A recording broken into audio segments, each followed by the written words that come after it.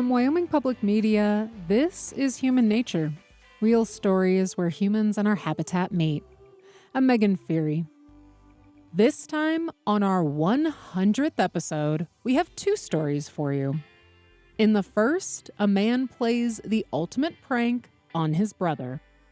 I leap onto him, and I land on his legs, and I'm just swiping at his face. He was hitting me so hard with his feet. I mean, they were just like a machine gun, just whack, whack, whack, whack, whack.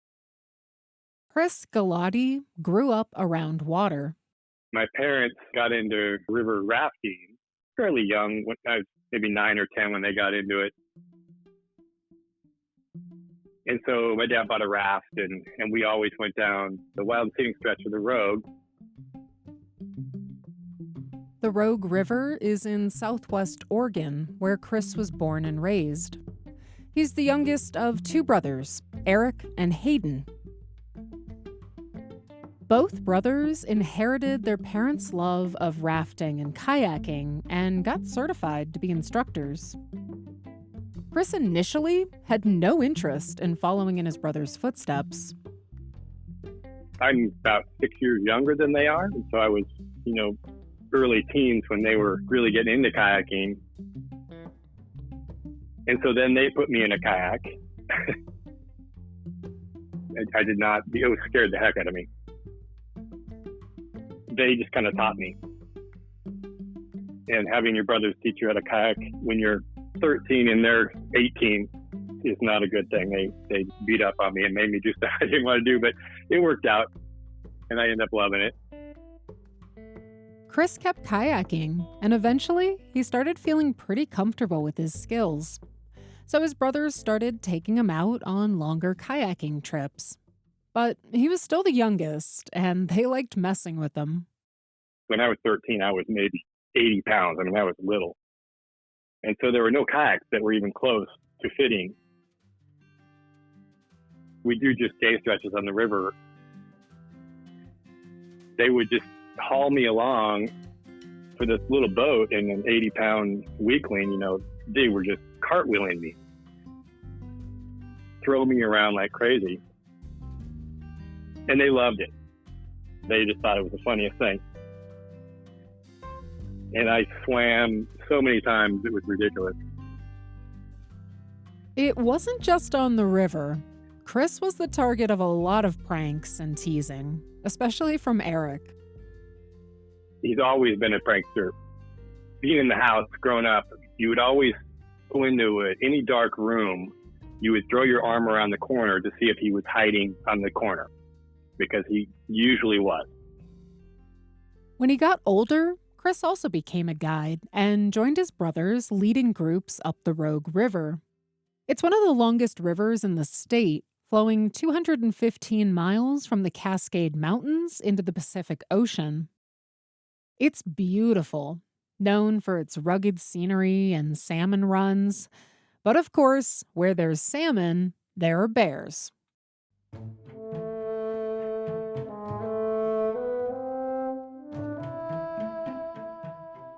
One of the stops along the river on their tours was a place called Decision Rock. We loved it because there was a really low bench at the right of the river's edge that you could put the kitchen. And then up above the bench had a lot of spots for people to sleep. Unfortunately, the black bears loved it too. Bears frequented camps every time you're there. And so for years, we dealt with this in different ways.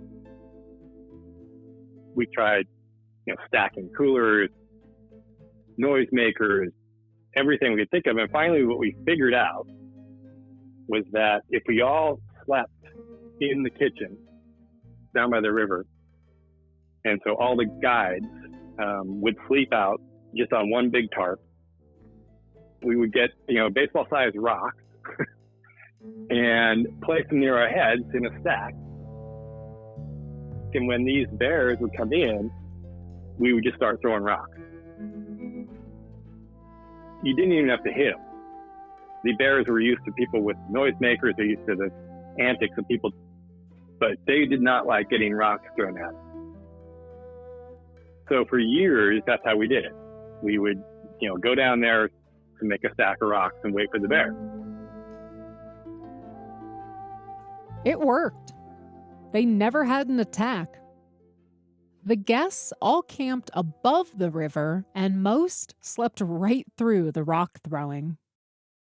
Chris loved these trips, bears and all. But eventually, the time came for him to go off to college. He had one summer left of being a river guide, and he was going to make the most of it. After years of being pranked, it was his turn. I wanted to do something big.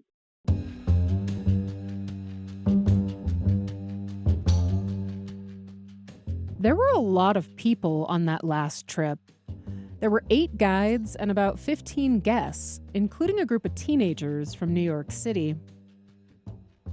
Both of Chris's brothers were usually there, but this time Eric couldn't come. But Hayden would be there.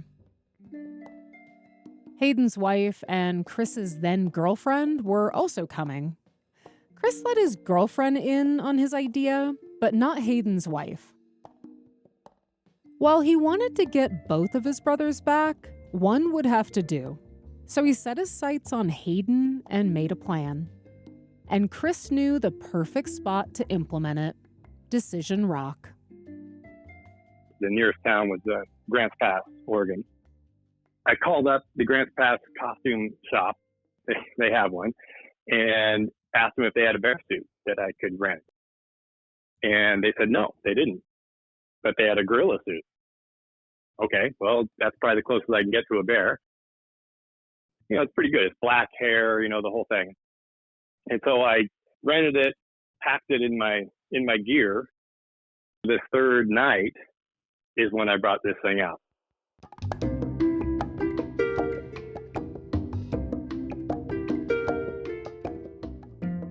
I knew that everybody was going to have rocks stacked, because this has been our method the last couple of years. The only other person that was in on this was my girlfriend then, now my wife. I started talking to people and said, hey, let's not throw rocks tonight. The bear was here last week and it has a cub, and I don't want to hurt the cub, and I think these rocks might hurt the cub. My oldest brother, Hayden, he was looking at me like I was crazy. And so some people were like, okay. And so I put down my pots and pans, spatulas and stuff, to bang on them to make noisemakers next to people's heads instead of the rock pile. But knowing full well that my brother Hayden, he was still stacking rocks. He was just like, no, I'm throwing rocks. We're not going to hurt the cub with rocks. My plan then was, okay, in order not to get killed here, I'm going to have to really put a lot of extra gear on underneath this suit. Got up at like 2 a.m. I put on life jackets backwards, kind of over my crotch area. Put on the life jacket at the top. Did as much as I could with my legs, putting strapping stuff on underneath. Put on a helmet. Put on a face mask, like a hockey face mask. And then I put on the suit. And so I was fully armored, waiting for just a rock carnage.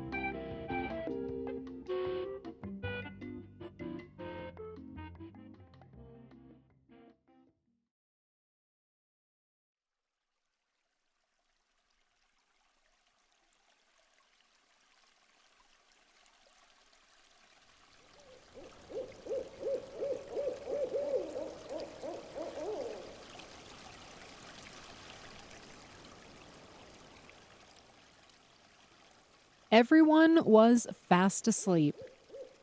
So Chris, in his gorilla suit, quietly made his way down to where Hayden, his wife, and the other guides were sleeping. I came up to the kitchen, just a table there. I didn't know really how to do it. I'm standing on my leg, started kind of pushing on the table and kind of going, making whatever bear noises were.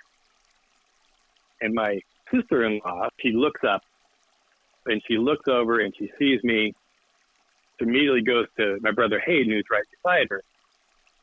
says, Hayden, there's a bear. Wake up. There's a bear right there. And I'm going, "Rrr."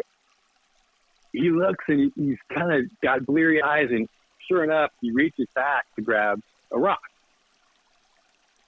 And so I just rear up and charge him. 2 legs just going, just running straight at him. His eyes just dilate.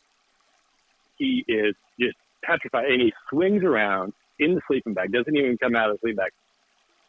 I leap onto him, and I land on his leg, and I'm just swiping at his face. He was hitting me so hard with his feet. I mean, they were just like a machine gun, just whack, whack, whack, whack, whack. He's fighting for his life. And meanwhile, his wife is beside him with a pan and a spatula going ding, ding, ding. And it just made me laugh so hard.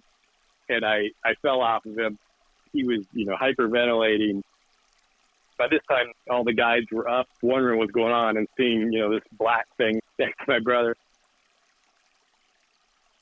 Once Hayden realized it was Chris, the two laughed until their stomachs ached. Hayden had to admit his little brother had gotten him good. And he said to me that when he was, hitting me in the stomach as hard as he could and as fast as he could, that he thought it was a little softer than he thought it would be. The stunt had woken up all the other guides, but none of the guests had heard the commotion from their campsite above the river. Hayden thought it might be fun to prank the kids from New York City. I think there were 5 of them, and they were like in their early teens. And they were just loving the river. They were sleeping out every night, under the stars, together as a little group.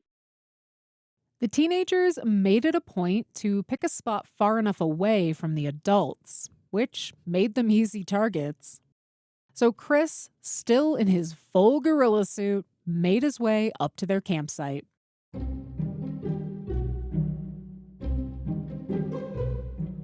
So I just got on all 4s and I just started walking around in circles around them. One of them finally woke up and he just froze and he's looking at me. And I just keep walking, nudges his buddy, and they wake up and pretty soon they're all staring at me, all 5 of them. And I just circle them and then circle them again. And then I just walk off into the brush.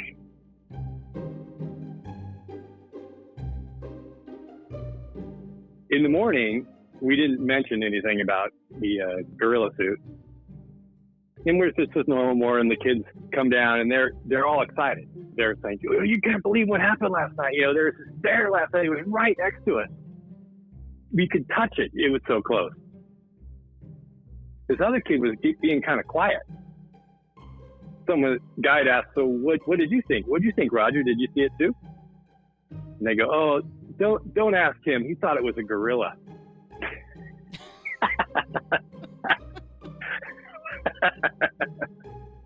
He's the only one that actually saw what it was, and to this day, he's probably out there just thinking he saw a gorilla on the Rogue River. Oh, so you didn't tell him? We never told him. No, we never said anything else. That was it. Oh, poor Roger. I know. We were just snickering because trying to keep it in, but yeah, that was awesome. Maybe one of these days I'll get a story submission from someone who wants to tell me about the time they saw a gorilla while out on a trip in Oregon. That's right. Yeah, it might happen. And then I'll have to end my whole career because I could never do anything more perfect than that. So that'll be it.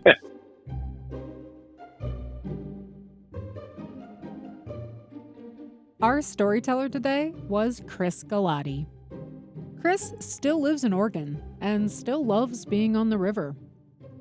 His girlfriend, who was on that last kayaking trip with him, is now his wife, and they have a beautiful family.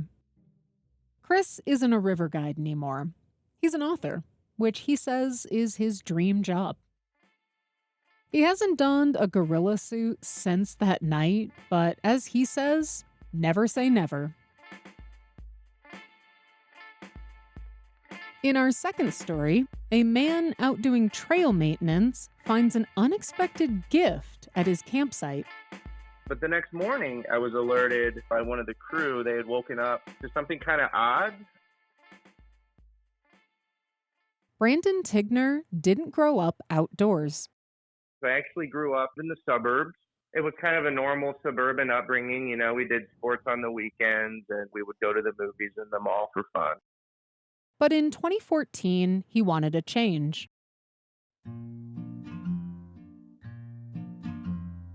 I wanted to learn some skills, travel, but, you know, like a lot of 20-somethings who don't have a lot of money, you know, you got to get creative. He ended up doing volunteer trail work in Maine for the Appalachian Trail Club, and it changed his life. He became a staff member and then a crew leader, supervising other volunteers.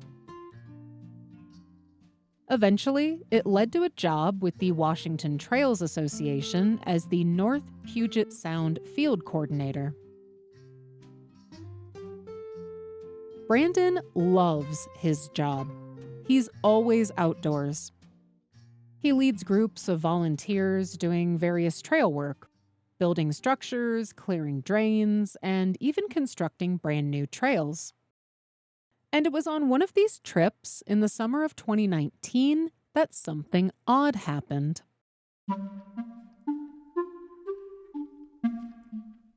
He and his crew were working in the Gifford-Pinchot National Forest, an area of southwest Washington also known as the Dark Divide. It's kind of mysterious. It's remote. There's been a lot of Bigfoot sightings. It's like the Bermuda Triangle of the Gifford-Pinchot, I think. It was a typical day. Brandon and his team woke up at their camp, got ready, and set out for the short hike to their work site. One of the volunteers noticed across the river a blue object. We decided to go and check it out as a crew. We discovered that the blue object was a tarp. And we quickly realized we had stumbled upon somebody's camp. We thought it was an old camp at first. Somebody just left their stuff there. And as we kind of checked the site out, one of the crew members spotted a hole in a tree nearby. And we kind of looked a little bit more closely and discovered one of those green thermoses with some lukewarm soup and a russet potato. And I realized at that point that we were likely snooping around someone's camp. So I made the recommendation that we should get out of there. So we quickly left. Later that night, over dinner, we chatted about our find with everybody else. And we just kind of chalked the camp up to a local mineral claim camp. There's a lot of spots in that area where folks have a mineral claim. Brandon and the team enjoyed the rest of their night and didn't think much about it. But the next morning, I was alerted by one of the crew. They had woken up to something kind of odd. A russet potato was placed outside of their tent. A russet potato, just like the one he found at the campsite the day before. It was weird and very specific. Brandon figured one of his crew members was playing a prank, but nobody confessed, so they packed up their camp and began hiking back to civilization. Typically when trips are completed, when I'm leading, I always love going to the local watering holes. And so we all agreed to meet at one on our way out of town. We got settled in, and when it came time for everyone to kind of place their order, and it got around to me, I joked to the waitress and I asked her if there was any locals that like to play pranks on trail crews by leaving potatoes outside of their camp. And as soon as I said that, the whole place went silent. I mean, you could hear a pin drop. And with a grave face, the waitress told us of all the hikers and backpackers that have disappeared in the area over the last 15 or so years. And each tale was the same that she told us. There was no missing gear, no signs of foul play. The only thing that tied all of the disappearances together was that a single russet potato was found in or near the camp. And she departed with a word of warning, be careful out there, and to feel lucky that we had survived our run-in with the Potato Man. To this day, Brandon has no idea what actually happened out there. And he wasn't sure how seriously to take the waitress's warning. Sometimes folks would play pranks on us. You know, that it was clear that we were maybe not from the area. When he got back home, Brandon Googled the Potato Man and found nothing. Maybe the Potato Man's out there, and anybody who tries to write about it, he finds and makes sure that it doesn't get written about.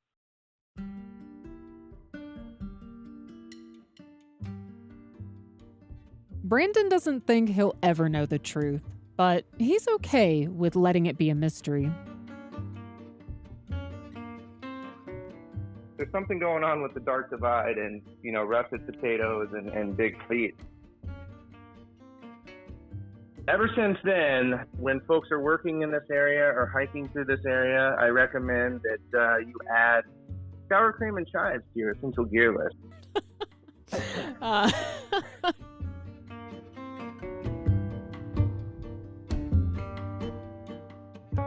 Brandon still does trail maintenance and has been back to the Gifford-Pinchot National Forest many times. But he hasn't seen any potatoes around his campsite. We may never know the truth about the Potato Man, but personally, I definitely think it was Bigfoot.